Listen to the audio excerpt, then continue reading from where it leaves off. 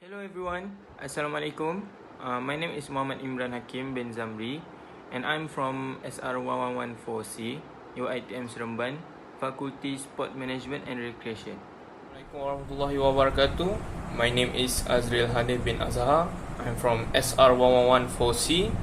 I'm from Melaka, and today we're gonna present our topic 2, which is managing participant behavior. Assalamualaikum warahmatullahi wabarakatuh. My name is Muhammad Rahman Hatib bin Simpul alias Saiful, and I'm from SR1114C, and my number matric is 2018, 2043 and 06. Assalamualaikum warahmatullahi wabarakatuh. Okay, today I want to give you a simple briefing about the chapter 2, which is managing participant behavior. Okay, first of all, we learn about the conflict resolution, cause of a conflict, and also how to solve a conflict if it's occurred. The second one is we learn about risk mitigation strategy, which is risk avoidance, risk transfer, and also risk assumption. We also learn about the managing for the unexpected, which is how the leader manage an unexpected risks that occur in a project or an event. The third one is we learn about the outdoor safety management, which is human factors hazard and also environmental hazard. This outdoor safety management has a theory of accident, which is how accident occur dynamics accident model.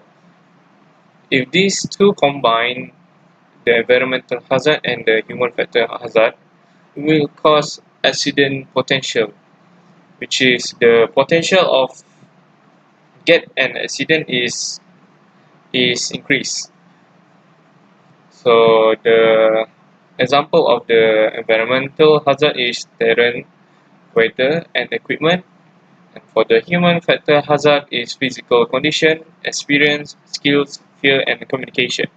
So for the detail of the conflict resolution and the risk mitigation strategy, I will proceed to the next presenter. Thank you very much.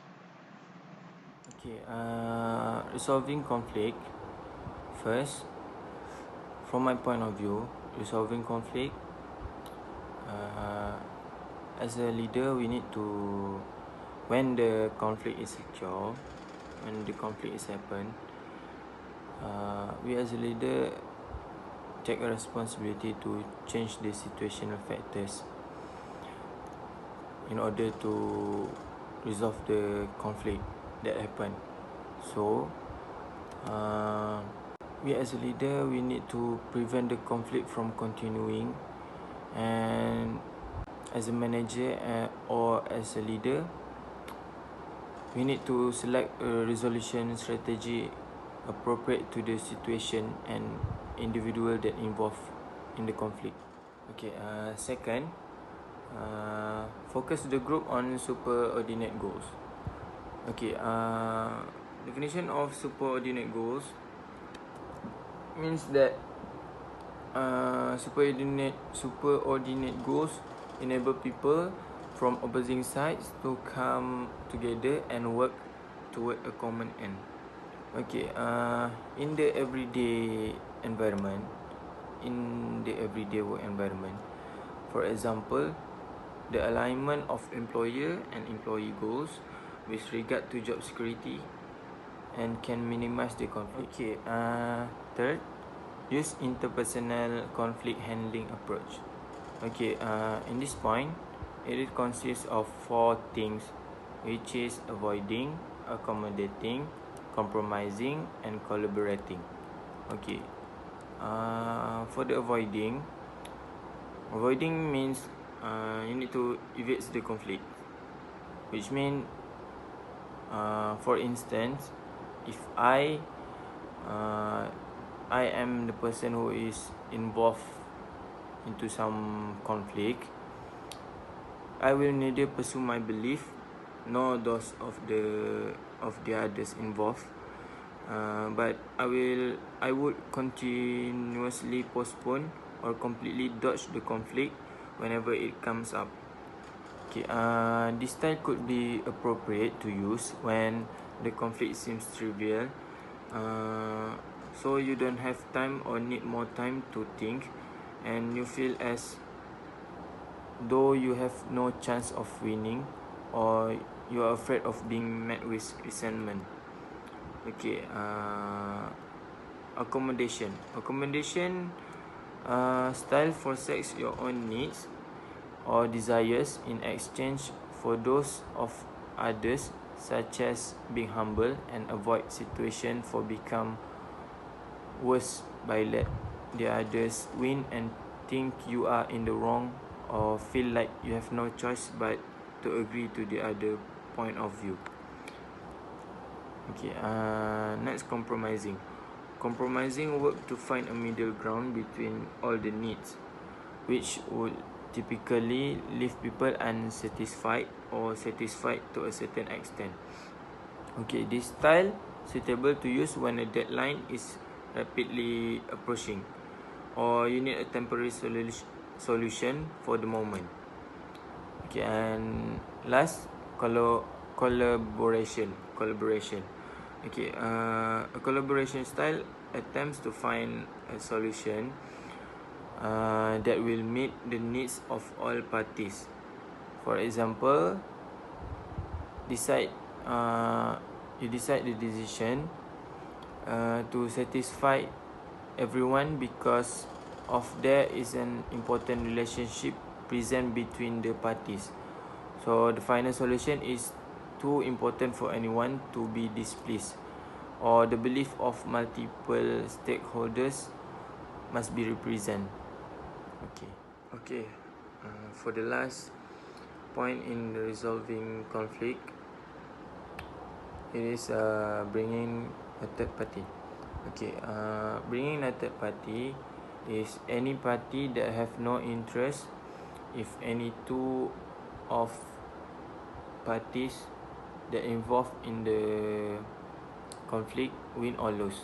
Okay, and also the third party have the credibility and have a capacity to resolve the conflict, which means that it doesn't matter what is your position, even you and others two parties is in the same position in the organization. If you have the credibility and the capacity to resolve the conflict, so you will be the third party. Okay, so now we move to the risk mitigation strategies. Okay, in definition of risk mitigation means that any kind of action that will reducing the severity. In leadership context, risks occur anytime and anywhere. So, in order to overcome the risks, there are lists of risk mitigation strategies. It consists of risk avoidance, risk transfer, and risk assumption. Okay. So risk avoidance. Risk avoidance change requirements, so risk no longer applies. For the examples, delete the functionality that looks hard to implement, give project more resource, and improve staff training. And other examples is when we organize an outdoor event. So outdoor event, no significant requirement to do it outdoor, hence move to indoor to avoid natural condition, whether at that time rain or sunny. Okay, next is risk transfer. Risk transfer means that you make your risk someone else's risk. For the example, a simple example is insurance. Okay. Last, risk assumption. Risk assumption is accept the potential or accept the risk and take preventative measure. Which mean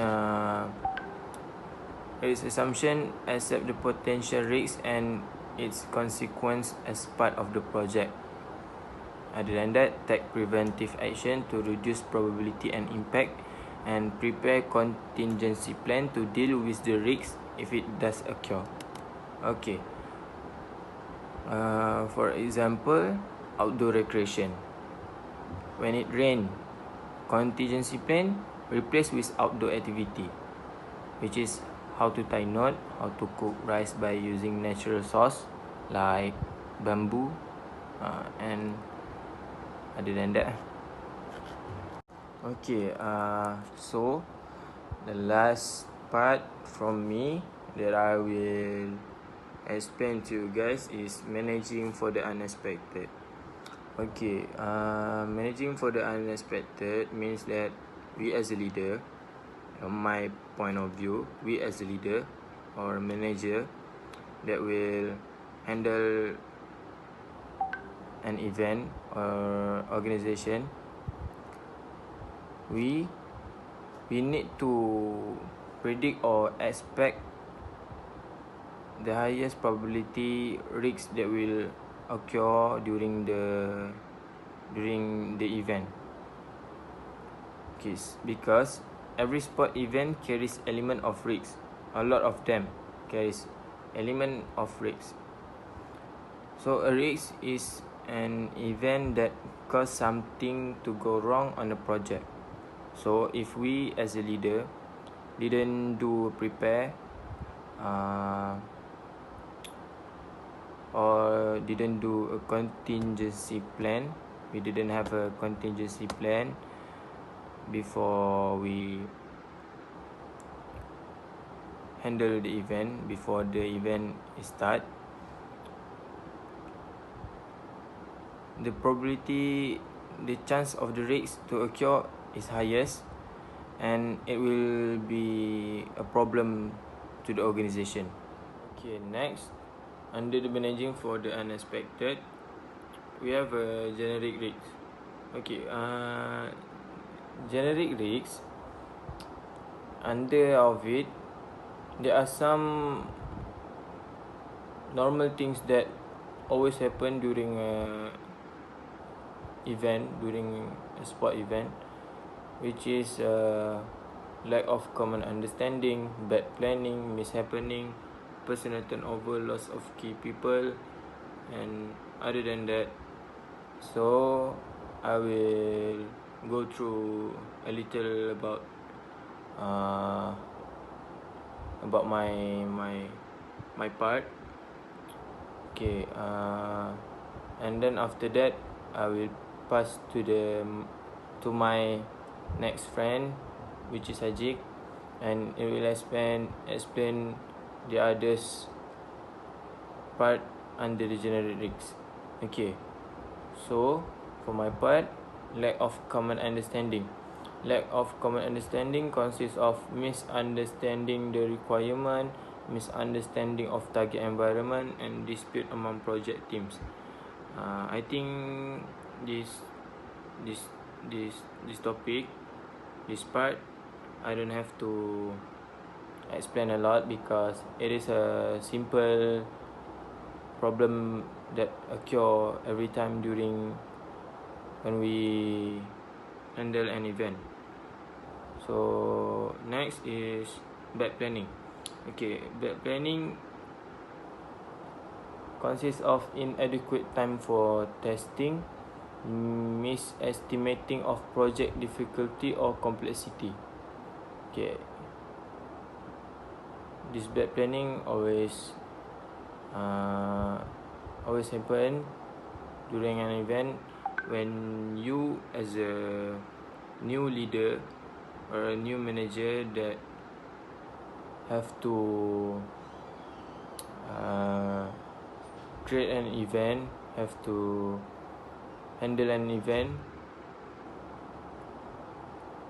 there must be sometimes you had the bad planning in organize your event, and these two things is the normal things that happen in a bad planning. So I don't think I need to explain further because everyone can understand. Okay, next is mishappening and personal turnover, loss of key people. Okay, thank you, and I will pass to the Ajik to explain his part, and that's all from me. Okay, Assalamualaikum warahmatullahi wabarakatuh.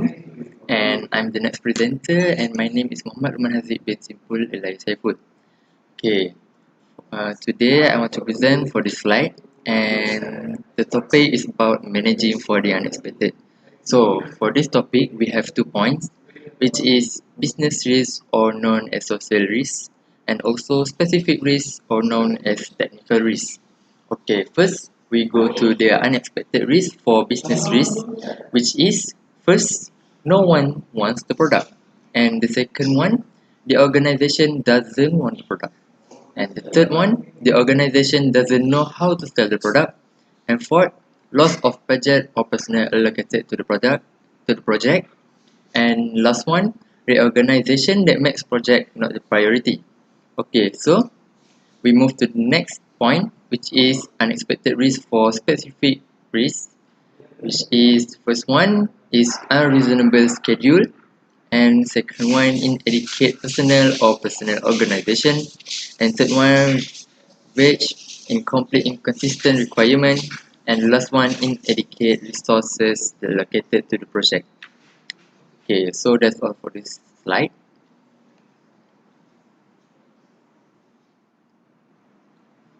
Okay, so we move to the next topic. So for this slide about outdoor safety management. So from this slide, for the first point, which is human factor hazard, or we known as leaders. So first point is lack of knowledge, and second point is inadequate skills. So from these points, we know that leaders doesn't have enough knowledge and also skills about the outdoor safety management. Okay, so we go to the third point. So the third point is poor safety judgment, and from this point we know that the leader doesn't know that the activities is safe or not for the student to do the activity. And next point is poor teacher of necessary skill. So from this point we know that the leaders doesn't have enough skill to teach to their students. And then we go to the next point, which is instruction unclear. And from this point we know that the leaders doesn't give the clear instruction to their student, and the student doesn't know what their leader explained. And then we move to the next one, which is poor supervisor does not correct the problems. So the leaders doesn't give the attention about the activities. And next one, ineffectual under stress. So from this point we know that the leaders cannot work under pressure. And the last point is lack of teaching plan, because the leaders only use the same plan and also teach their student with the same technique and also the same style. So that's all for this slide. So we move to the next slide. Okay.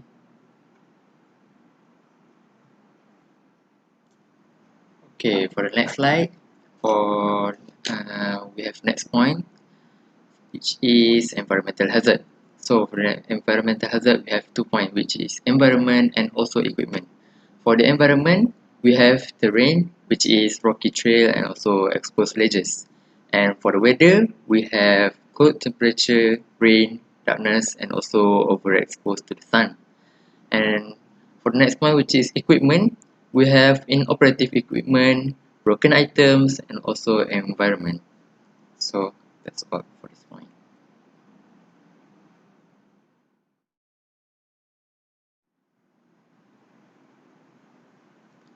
Okay, for the conclusion for this topic, we need to know what is the conflict, the cause of conflict, and also what we need to do to overcome or solve the conflict. Furthermore, we also must know about the risk mitigation strategies and unexpected risk for an organization and the outdoor safety management.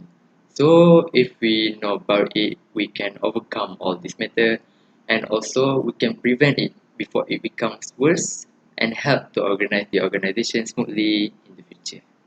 So that's all from our group.